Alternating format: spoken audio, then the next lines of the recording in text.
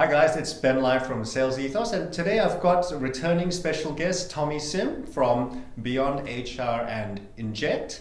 And today, Tommy, I've got a difficult question for you, and that is that when you have an underperforming salesperson, what's the best way to manage that situation and that person?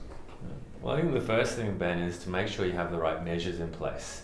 A lot of companies have just revenue as their performance measurement, and particularly in B2B sales where there are long sales cycles, is that they look at the number and ask the question as to why the number's not there. And there can be a conversation, particularly if a salesperson feels like they're under attack, there can be this defense mode that takes place. And when people are defensive, then you're not getting the real story. Absolutely. And so what are some of the things to avoid to cause them to feel that way? Yeah, well, I think that you want to create a safe environment for them.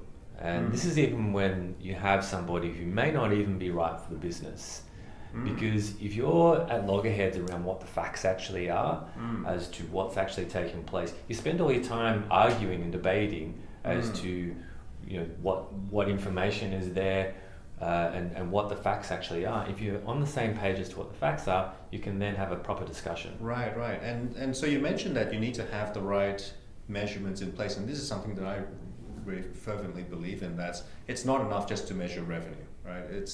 And I would go so far to say that even the number of meetings or the number of calls is still not enough. But in your opinion, what do you think are the better metrics to use so that a person can know that, hey, I'm not doing that well aside from the revenue? Yeah, I mean, and you're right in terms of the number of meetings on its own is not always a great measure because you've got the quality of those meetings and you've got the number of meetings with the target market.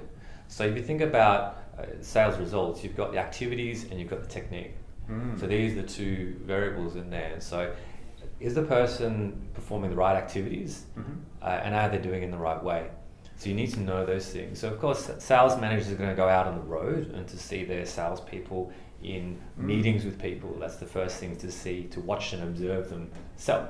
Yep. Are they going to see the right people? Do they know the strategy? A lot of people can be doing 10, 15 meetings a week with the wrong types of prospects. And then they have a false pipeline. They might actually believe that this pipeline is real themselves, but they're kidding themselves. And they feel very busy. And the sales aren't coming, and the conversation is they're coming, but they're not. Right. And so therefore, going along with them to see how it is that they conduct those meetings is important. And I guess that's kind of a call for sales training, the thing that I do. Absolutely.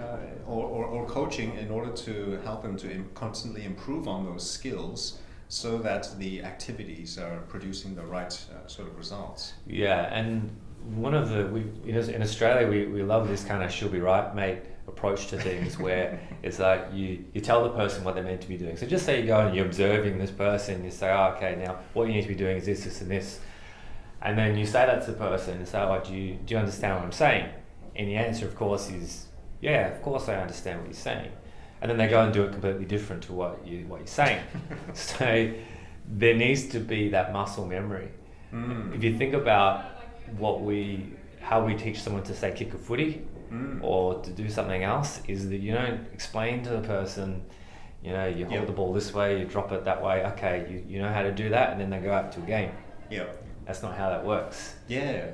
No, that's a beautiful illustration. In fact, I shared a video recently about how Michael Jordan practiced, and he said that the way that he practices is like the real game, and so therefore when he gets out into the high pressure situation, everything is reflex, nothing is new, and so what you're suggesting is in addition to training, there has to be constant reinforcement. You've got to revisit the same concepts and practice them over and over again until they improve. And so for the underperforming salesperson, if you want to help them, this is one of the ways that you can do that. Put them through the training, get them to repeat the phrases and the ways that they hold the sales meetings.